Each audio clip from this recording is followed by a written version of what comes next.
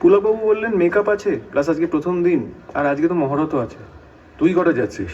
ওই 11টার পর, ওখানেই লাঞ্চ সেরে নিতে বলেছে। বেশ, যা। আমি কয়টা কাজ সেরে হোটেলে ফিরে যাবো। ঠিক আছে। হালচাল কি বুঝছিস? আপাতত মিস্টার মজুমদারকেই সব থেকে ইন্টারেস্টিং লোক বলে মনে হচ্ছে।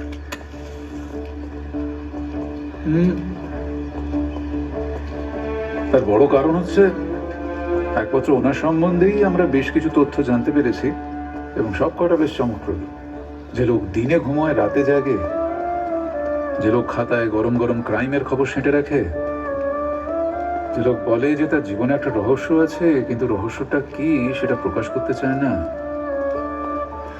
আর যে লোক একটা মহামূল্যবান বস্তু দেরাজে বা সিন্ধুকে না রেখে খোলা তাকে রাখে, তাকে স্বাভাবিকের পর্যায়ে ফেলা যায় না। ওর ছেলে তো প্রায় কথাই বললেন না। ভাবখানা এই যে বেশি কথা বললে ঝুলি থেকে টুক করে বেডালটা বেরিয়ে পড়বে, তাই সামলে চলছে। আর রজত বাবু? তুই বল, তোর কি মনে হচ্ছে? আমার মনে হলো ভদ্রলোক চোখে কম দেখেন, কিন্তু চশমা নেন।